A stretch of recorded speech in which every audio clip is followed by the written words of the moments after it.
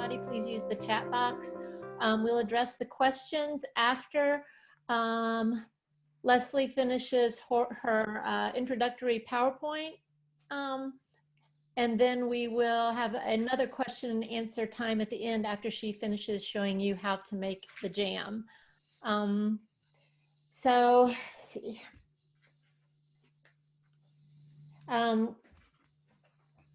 I want to introduce our presenter today is Leslie Cook. She has been a lifelong gardener and it's her passion. I know she grows strawberries. In addition, she grows a lot of vegetables at home with her husband, Larry. They're very experienced gardeners. They are actually transplants from the Virginia Master Gardeners program. So I'm going to turn it over to Leslie and let her get started. So welcome. Let me get this off of here.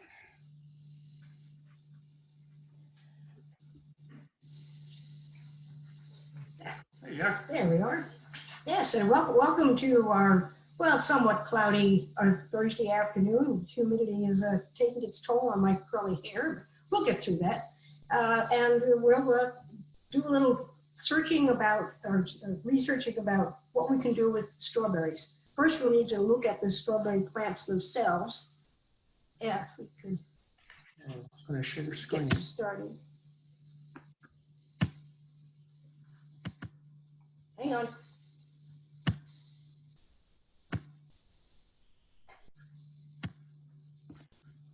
There you go. There we are. And it is indeed berry time. I have what are known as June bearing strawberries, and they are in their peak starting a couple of days ago. That I am picking 2 quarts a day. I have a lot of plants, mind you, but I'm picking up to 2 quarts a day, and they like that. So let's take a look at what these berries look like. This is, again, from my garden. The picture on the left was taken exactly a month ago. This is the berries putting out their blossoms that will become the fruit. You'll also notice going through the slide, I don't know if I can do this or not. In here, this item right here, that's a drip irrigation line. We prefer to water things in our garden.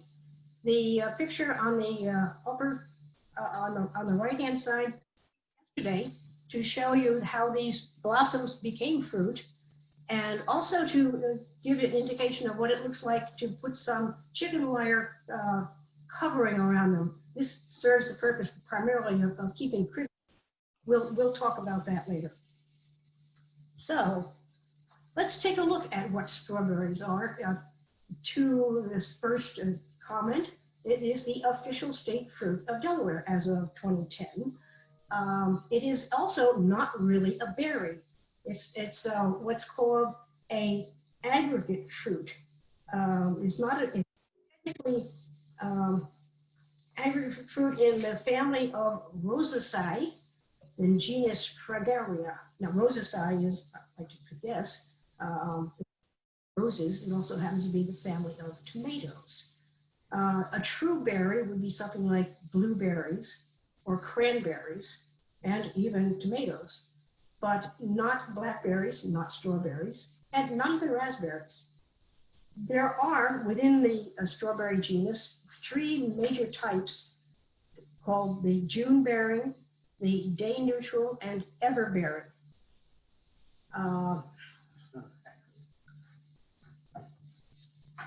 June-bearing are limited to a single crop. They're either early, mid, or late season, but they only just have this one crop. Like I mentioned, mine happen to be June-bearing. Typically bear in late May into early June, so the name is not quite really what they do, at least in this particular environment. It's probably truly June-bearing farther north from here because of the slightly different climate change. The day-neutral type are ones that are not sensitive to how many hours per day there is of sunshine. So they can grow throughout the season, but their peak tends to be in mid-season, say July, and then into late August.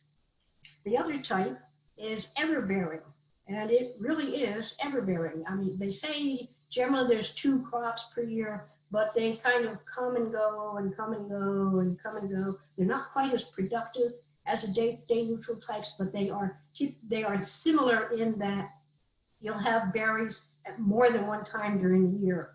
And also there's a great a reason to want to have berries more than one or 2 weeks out of the year. They're everbearing and day neutral to some degree also are a sort of perennial plants. Within each of these types, there are some that are specifically recommended for Delaware. This is according to the UD Cooperative Extension. Among the June-bearing types are Early Glow and Guardian. For the day neutral types, there are Tribute and TriStar. TriStar you see more often than Tribute. For the everbearing, All Star, Late Glow, Red Chief, and Sparkle are the main ones, again, in this particular area. And Sparkle is probably the one you see most often. I did kind of check around earlier this year, early this spring, excuse me, to see which plants were available in some of the local nurseries. And the Dover Lowe's had Ozark Beauty and Eversweet as everbearing in the everbearing category, and Hanoye in the June-bearing, but none of these particular names. So I'm not sure whether that's significant or not, but they're just not the same groups. Clark Seeds over in Canton had 2 June-bearing types, one called June and Jewel, excuse me, and one called Gilletta. In any case, when you're buying strawberry plants from recommended from a standard nursery or someone like Lowe's, what you want to make sure is to try to buy disease-resistant, certified disease-resistant plants. This will help a lot in getting more fruit than you have diseases to have to worry about. There's never want to have to worry too much about the disease part of it. So let's look at a plant. This little diagram is really a June-bearing type. It shows the mother plant, and then coming up with fruit that you can see. And this is the way the fruit does grow. It tends to fall or to grow in groups and to hang down near the ground. That's an issue that we'll talk about later in terms of diseases and such. But the mother plant will put out runners, which are also called stolons, that become a daughter plant. And as soon as that runner hits the dirt, it's going to start to put down roots. And once it has some roots, it's going to put up some leaves, and you'll have yet another strawberry plant. Woohoo! That plant will also put out runner, and will also put out runner. So you need to kind of control these plants as they produce, because when they get too dense, it crowds out the ability of the plant to make more berries, and we certainly don't want to restrict the amount of berries we're going to pick. Okay, so now we can see what our plant looks like.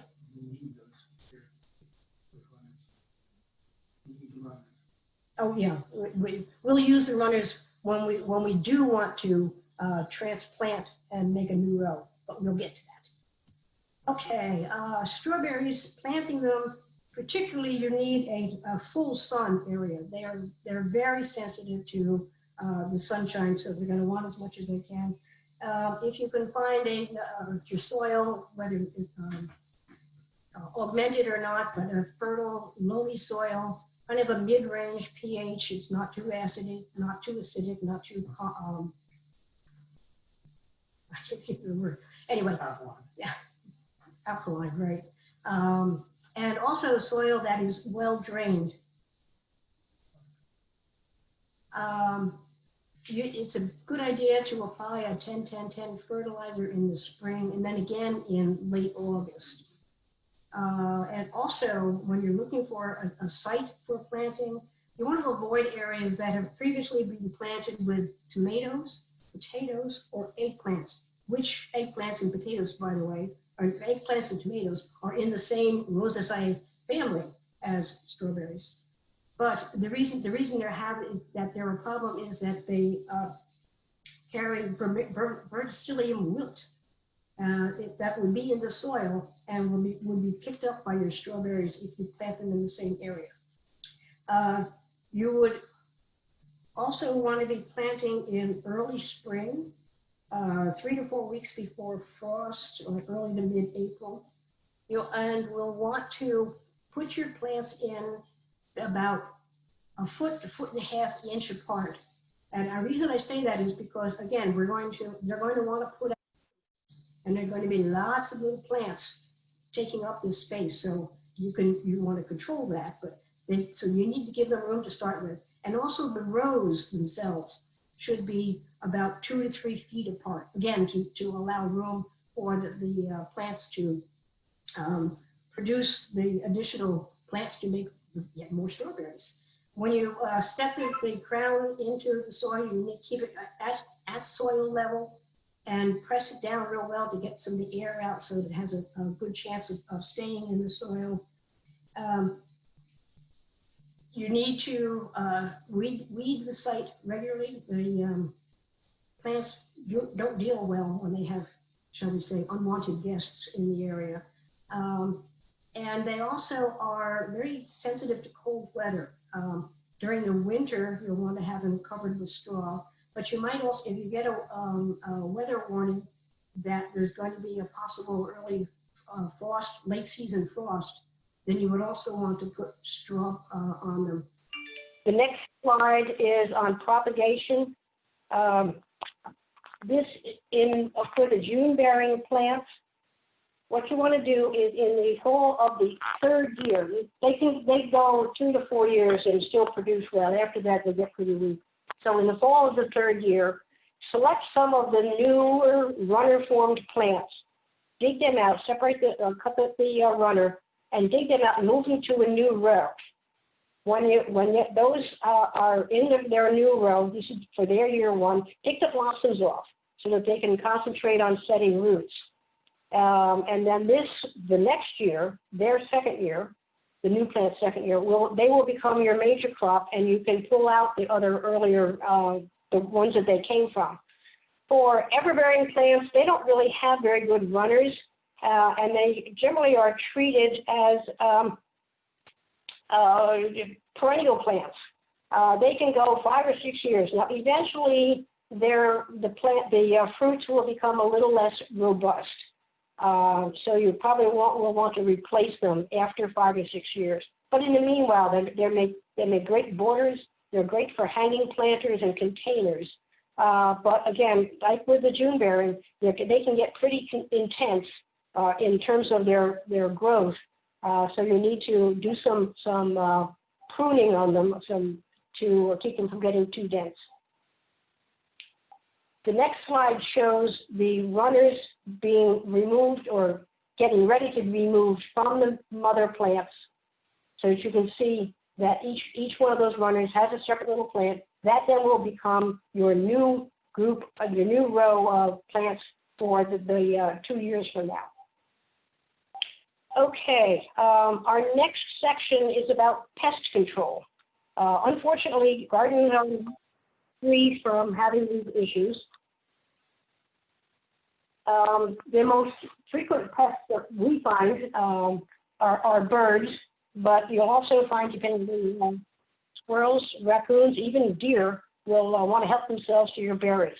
So you want to try to keep as many of these pests out as possible. The best way for birds is to use bird netting, but support it on sticks that about a foot or 2 above the plants so that the plants still have room to grow and the birds don't get their feet stuck in the webbing. Even better than the netting, I think, is chicken wire, which you can use in kind of a rolled form above the plants and stick the edges in to the dirt on either side of the plant. That will keep the birds out. And it also keeps things like little voles and field mice will won't be able to dig in. One of the other things you can do is to cut aluminum pipe planks into string strips and tie them to strings, and then put them on sticks in the rows along where the plants are, and the shiny movement of the aluminum will keep the birds away. For the other, by the way, the slide in the upper right-hand corner, this shows the kind of damage that birds can make on, the picture. That's the kind of damage that birds will make on your fruit. You can see where the bill has been biting into the fruit. The little picture on the lower left shows you what damage that slugs and grubs can make. They damage the roots as well as eating the fruit on the surface. Again, this is because a lot of the fruit really does hit the ground. The best way to protect against the slugs is to put straw. Remember we had straw covering these folks in the wintertime with the plants. Some of that straw on the ground underneath the plants will give the berries a place to rest on and keep them off the soil. It also gets them so they don't get quite so dirty. One of the other things that we have done is to sprinkle the ground under the plants with crushed eggshells. That makes it very hard for slugs and grubs to crawl along the ground. They can't stand the fat and the sharp edges. It also, by the way, adds calcium to your soil. Okay, we're going to our next slide. This is on diseases. First of all, I will again say, to the best of your knowledge, you should be buying plants that have been certified disease-free. Doesn't mean it ain't going to happen, but if your best chance of avoiding most of your diseases is to buy certified disease-free plants. There are different areas of the plants that get different kinds of diseases. On the fruit, the gray mold, a fungus-based damage that's seen at all different stages during the plant life, excuse me, during the fruit life. The best way to avoid it is to avoid overhead watering, again, which is why we use the drip irrigation system. Don't bother to try to save the infected fruit. It's not going to look any better on the inside than it does on the outside. Anthracnose ripe fruit rot is also a fungus-based, and there'll be brown spots on both the green and the ripe fruit. It's even more destructive than the gray mold, and has the same warning about overhead watering as being part of the problem of creating this disease. On the crown and root parts of the plants, the two most common diseases are Phytophthora crown rot, spores in the soil or plants that are carried around by poor drainage or extended rain is the primary reason why you have the crown rot. The picture on the upper right shows the kind of damage that the crown rot can make, and then you're simply going to destroy those plants. Just pull them out. Similarly with the Botrytis crown rot, also called a gray mold, but this one is fungus-based, and it tends to be in early to late winter.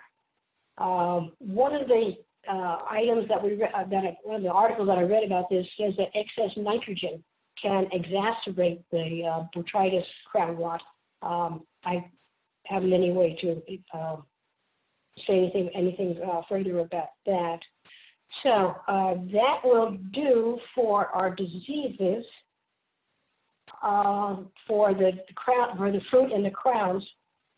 On the leaves, the three most common ones are all fungus-based, but they come at different times of the year. The angular leaf spot tends to be in cold and wet conditions. So early spring and late season is probably when you'll most see these.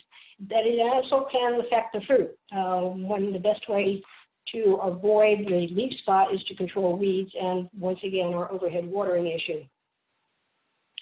Powdery mildew we see in lots of different crops in our garden. Again, fungus-based, it hits both the leaves and the fruit.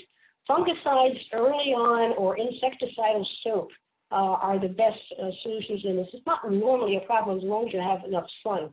Plants do much better, as I mentioned earlier, in sunny locations. The Phomopsis leaf blight is the only other one. This is the one that shows in the upper right there. It's or excuse me, the upper left, where the young leaves have brown areas and will fall off. Right now, there's no controls that we know of, except simply removing the leaves.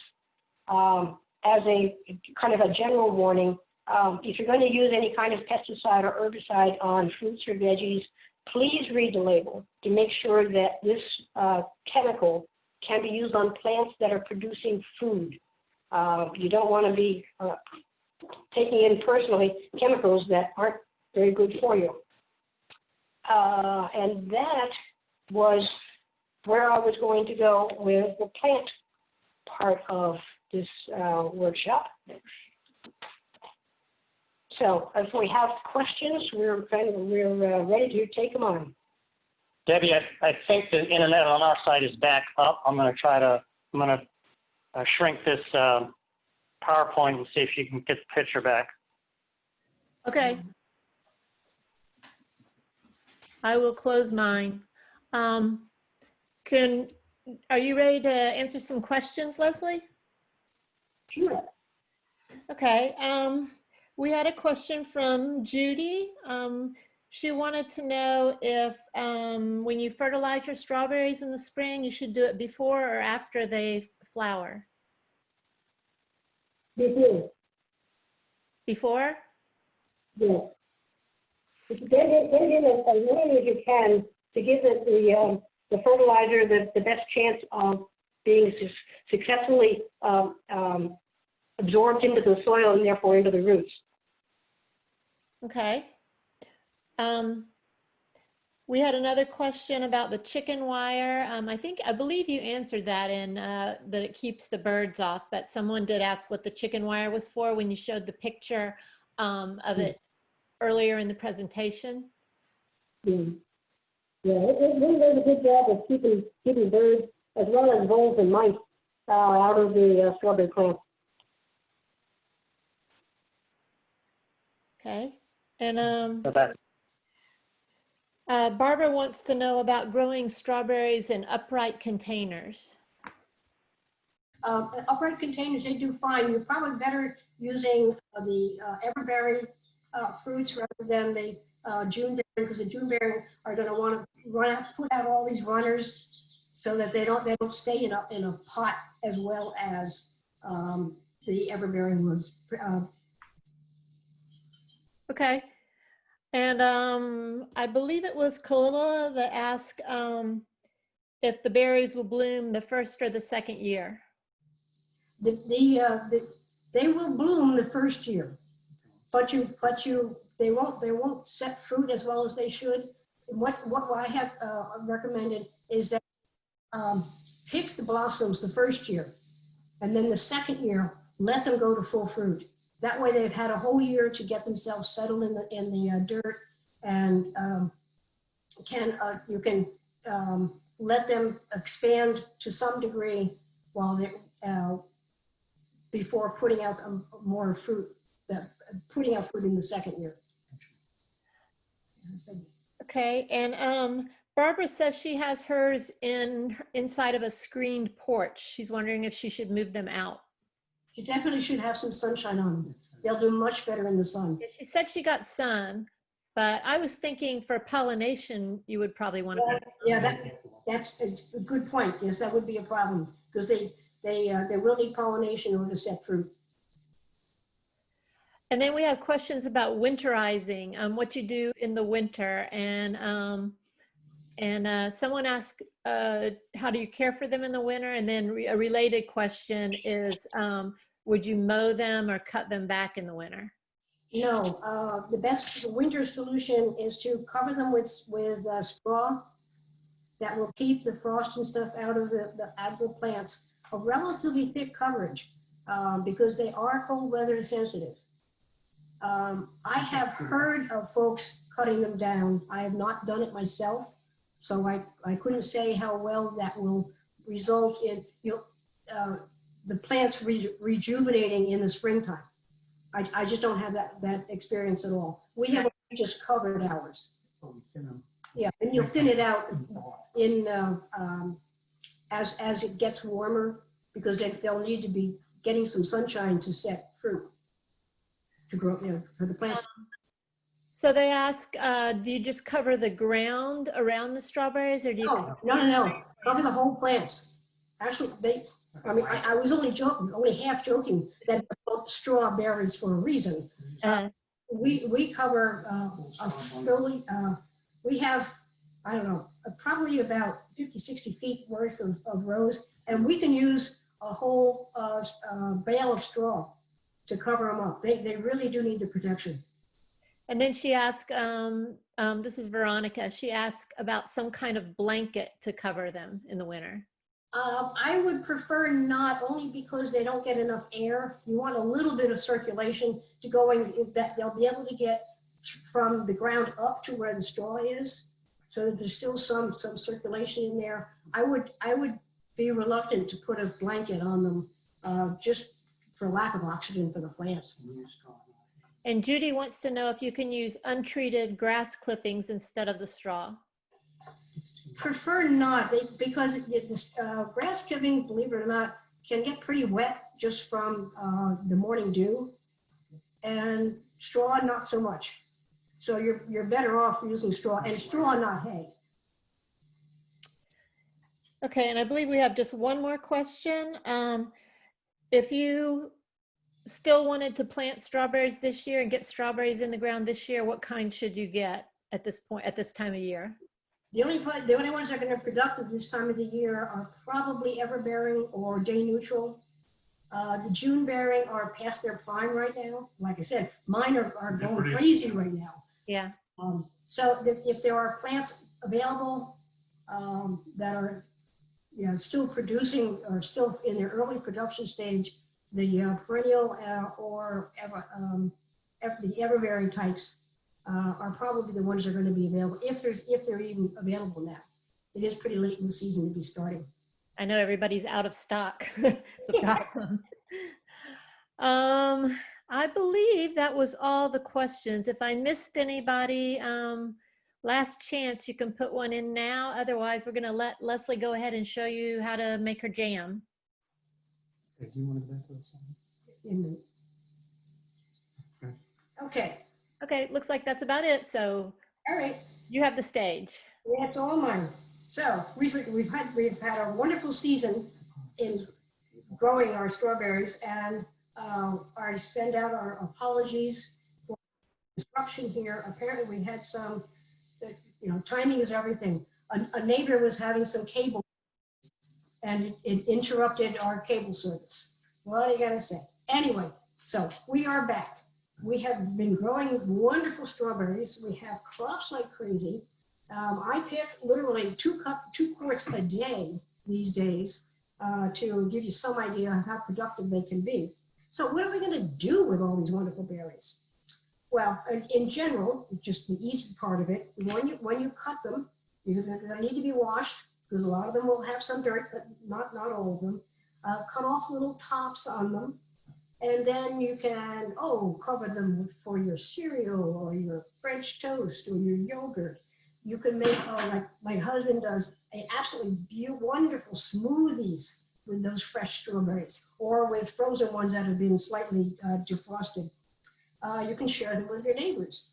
You can freeze them. I mean, there's just so much you can do. They do freeze very well, but a word of warning, when you defrost frozen ones, they will be soft. So you have to know that ahead of time, depending on what you're going to use those defrosted frozen strawberries for.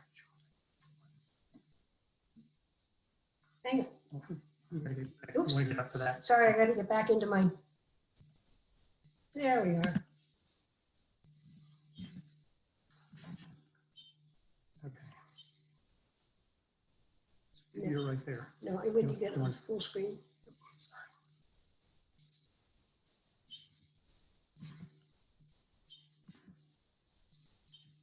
Hang on, we're getting there. Slides right there. we go. Ah, okay. All righty. Yeah. Before I get into the actual making of the strawberry jam, I wanted to show you something that I picked this morning. Go ahead, show it. No, I need to put this away. No, you're fine with that. Show, that's fine with it. You can do that. Will they see? Yes. Okay. All right. We were talking about the diseases that can happen to the fruits The cable went out. when things got kind of messy here. And as I was picking strawberries this morning, I pick strawberries every morning these days. And lo and behold, wouldn't you know that I found strawberries that are covered with gray mold. Can you all see that? So, whoops. You These- see that, Deb? These are strawberries that you're not going to want to eat. And like I say, I picked them. Otherwise, they were from the tops. You'd think they were just fine, but they are nasty-looking berries. I also found this morning, as I do almost every day, this berry, which shows the effect of what the bird damage can do. Can you see that?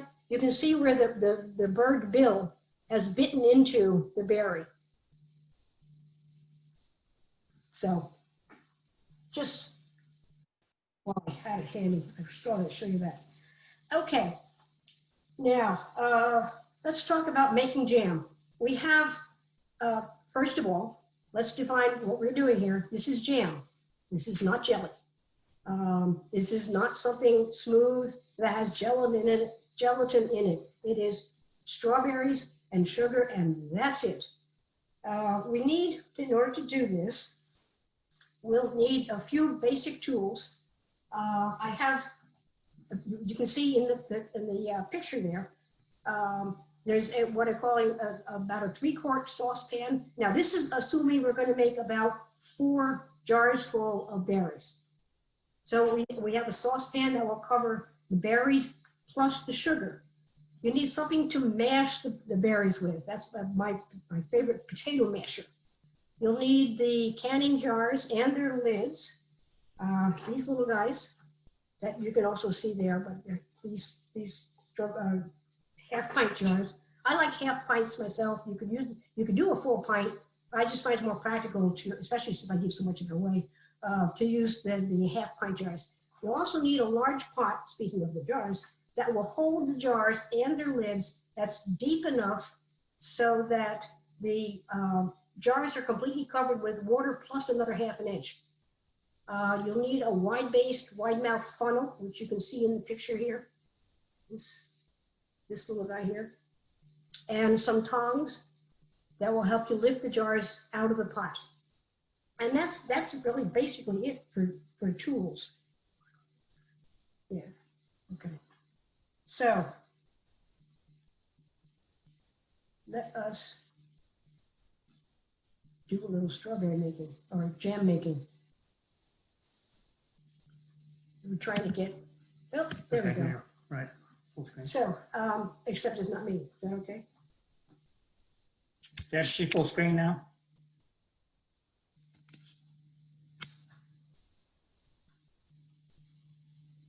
Debbie is, Oh. there you go. Ah, Okay. there we are. Hi there. Okay, like I say.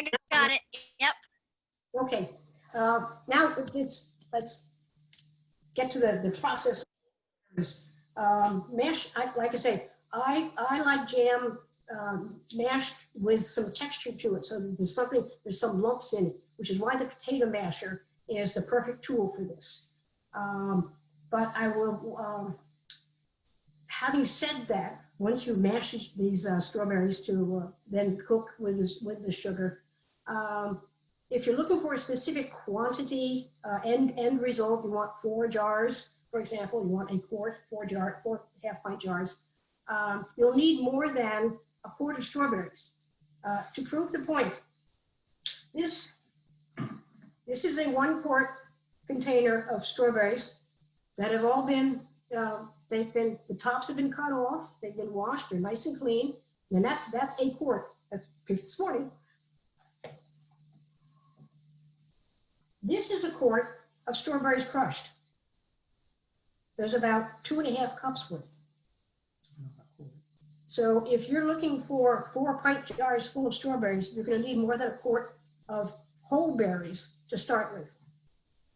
So having said that, now we have our strawberries are mashed up to the degree that I want them. And you can get some idea of the kind of a lump texture, the texture of these. So what we're going to do is we're going to combine this amount of strawberries. The reason, oh, I'm sorry, let me go back just a few seconds. The reason it's important to know how much mashed strawberries you're going that you need is because that's the same amount of sugar that you're going to need. So if you want to making a quart worth of mashed berries, you're going to need more than a quart worth of whole berries to get there. So now that I know that I've got 2.5 cups worth of mashed berries here, I'm going to pour this into my jar. Hang on.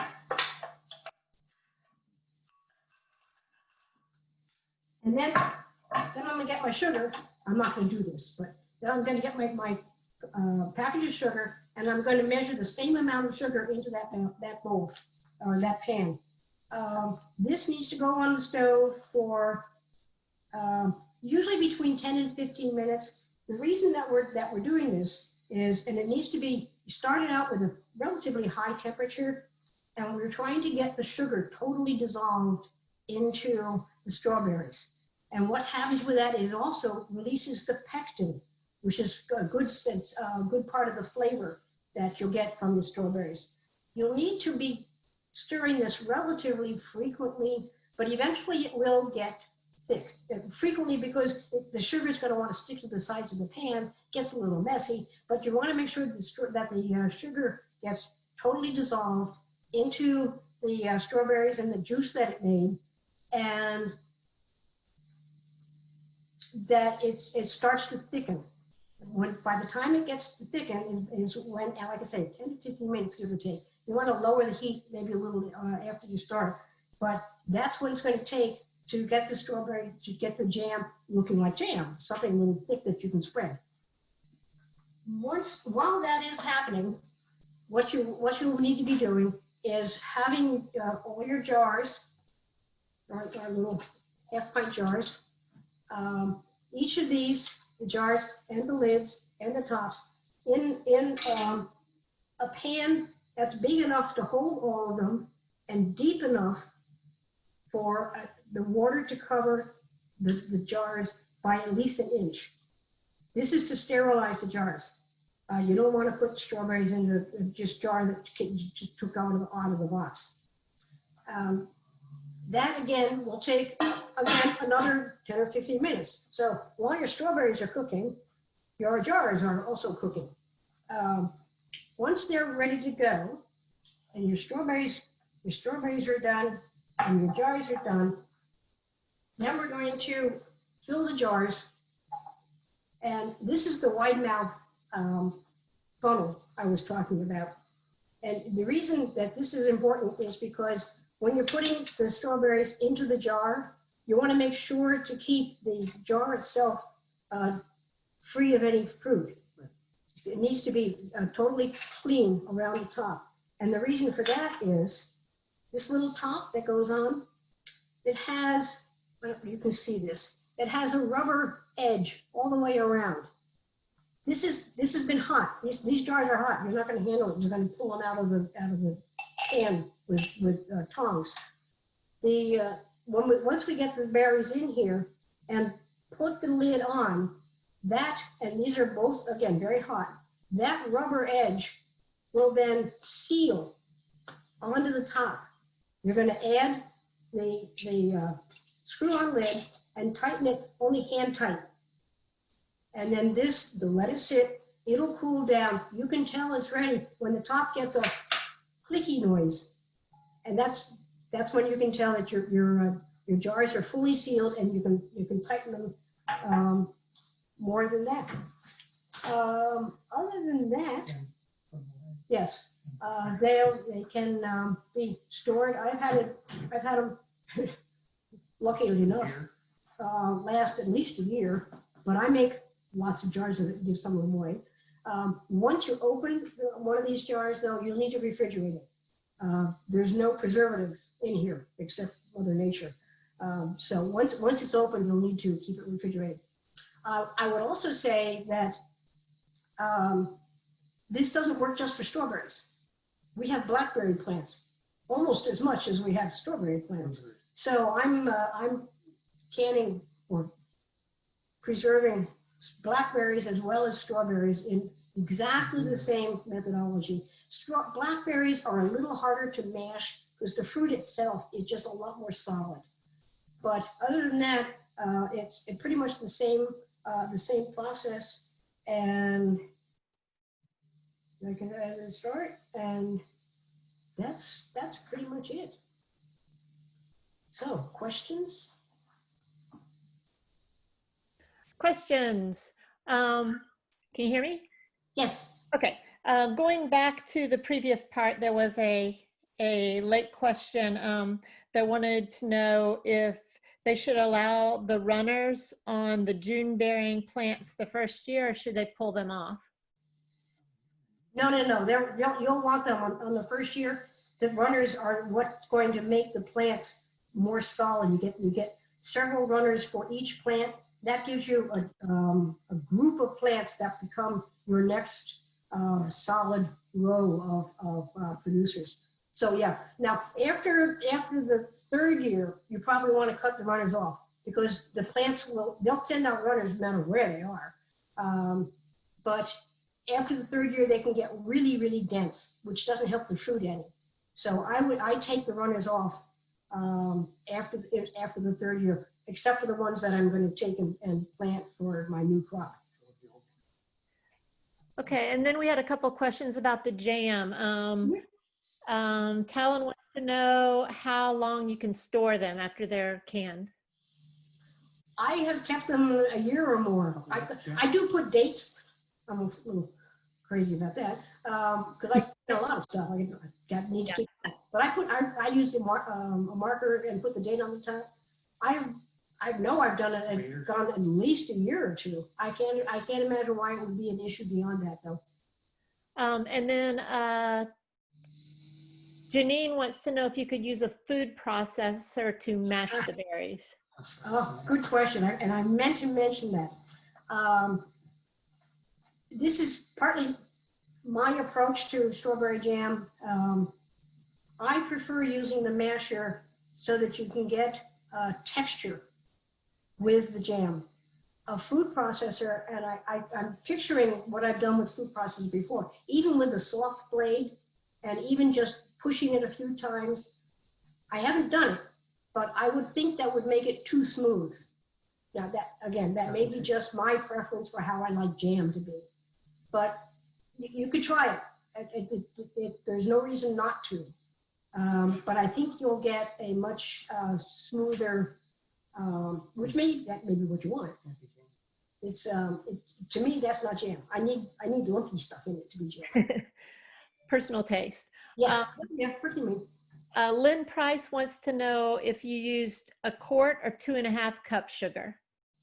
You use however much strawberries you have mashed.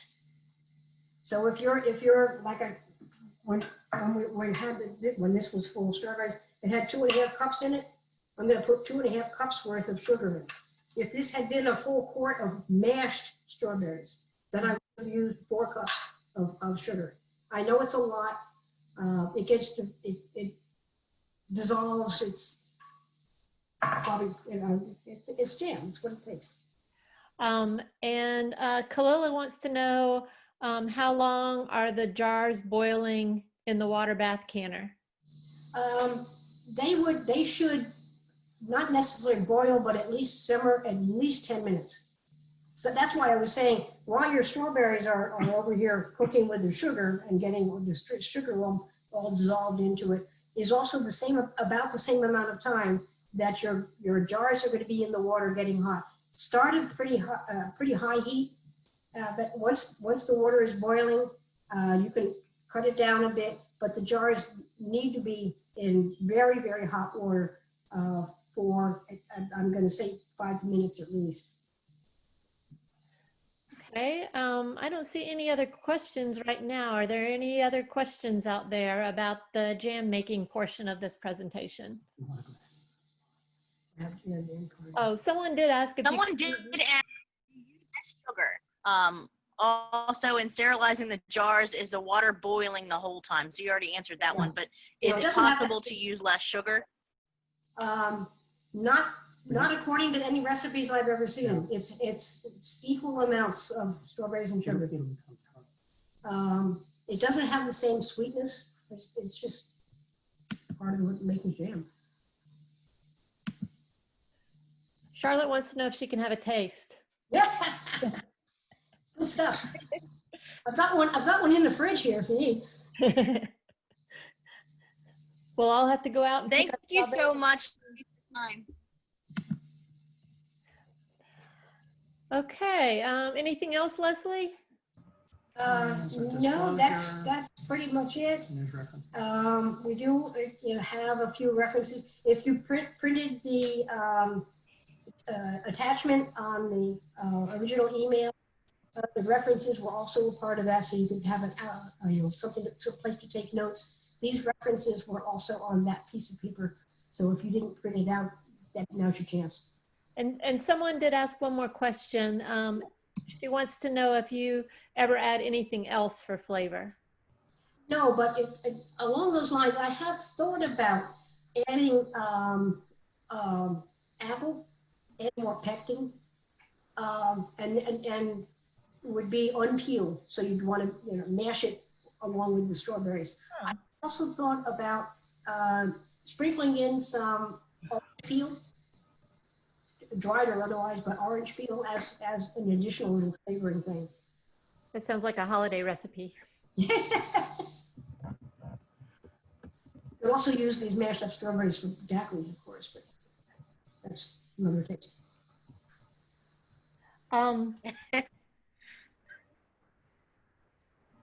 All right, well, I don't see any other questions right now. Oh, Beth Peterson said rhubarb would be something good to do there too. So then you could Yes. strawberry rhubarb jam. I have made that. Rhubarb and strawberries. I actually, when I was growing up in North Jersey, on our family garden, we had both strawberries and rhubarb, and we used to put them together. You're absolutely right. Okay. Well, if there's nothing else, then thank you very much, Leslie, for talking to us about strawberries. And Sorry for the breakup on them. you know what? It happens. And, really, we're 8 minutes over, so it's not really the end of the world. I think I went over longer than that on mine. I would just like to ask everybody, I put the link to the evaluation in the chat box, but I will also email it out to everybody with any other materials that we might have available after the workshop is finished. If you would just please help us out by completing the evaluation. It helps us plan for future workshops because we're asking you what you want to, what kind of workshops you want, what days of the week you want, and what time you want them, because we want to make you happy. So you can help us help you by filling out that evaluation for us. Really appreciate it.